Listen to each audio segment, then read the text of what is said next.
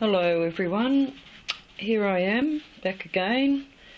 I thought I would just show you the couple of bits of fabric that I did yesterday before I did the canvas.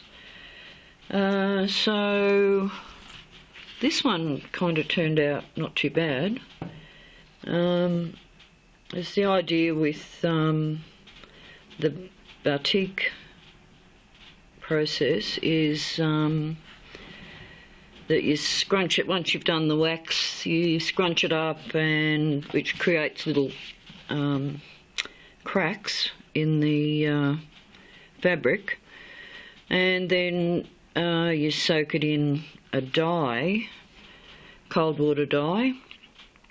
I didn't have any cold water dye, so I just used some dye inks, and which didn't work very well on that one, but it's really hardly worked at all on there. I kind of worked on the back, but this one, let's see, I don't know whether it'll show. It's almost like a crackle in the background there, because the dye sort of sinks into the cracks. But I also used, what was that? I think that was an archival ink. Those spots, dark spots, which wasn't a good idea. But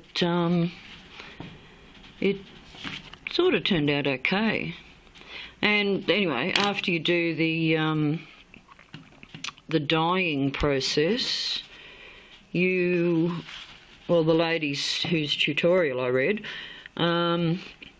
suggested that you, let it dry first, and then you iron the fabric between sheets of newspaper.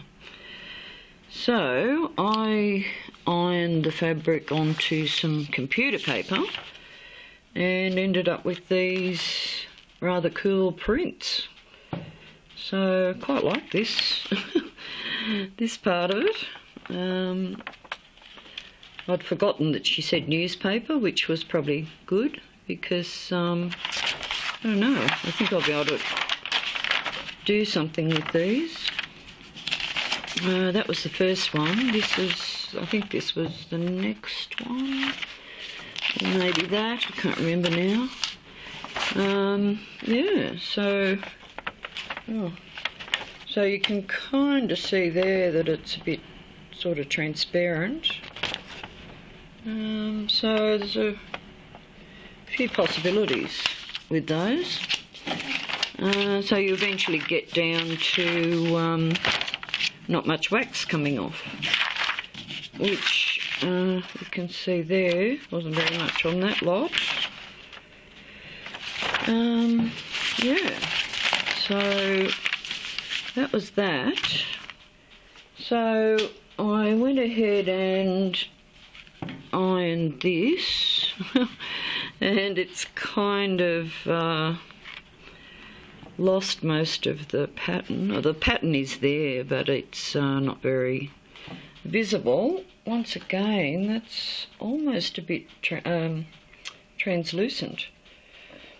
So I've got a window in front of me here. And the light is shining through the green anyway. Oh, yeah, actually through all of it. Just those darker colours you don't see as much. So, as I said before, it's a big experiment, so we'll see what's going to happen. Now, what did I do here? That's one of the iron off pages. So I did a few pages, but I also used some baking paper.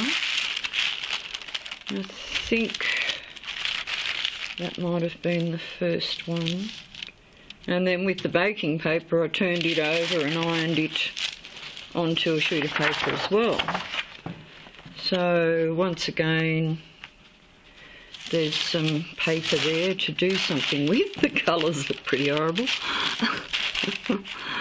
But anyhow, could be a rescue job.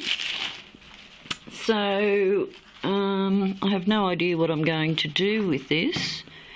The only thing I could really think of was to use white. I thought of a white paint pen, and then I thought, no, the wax would probably ruin it. So I have got a little bit of white crayon that I'm going to try and see what happens. So I've also got a slightly different setup here, which should be better. Oh, and I've sorted out a few extra tools. A toothbrush, a pair of broken scissors that could be good, a bent knitting needle, some more substantial, oh well actually they're chopsticks, but kind of like a skewer, but chopsticks. What else have I got? Another knitting needle, a few more brushes. And I think this is for polymer clay.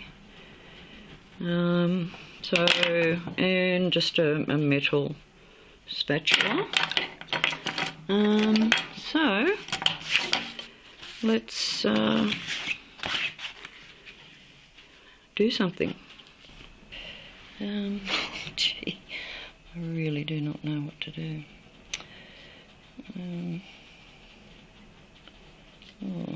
Let's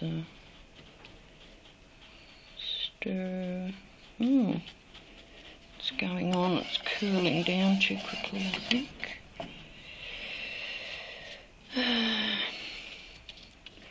Oh yeah, that's, oh gee, wow.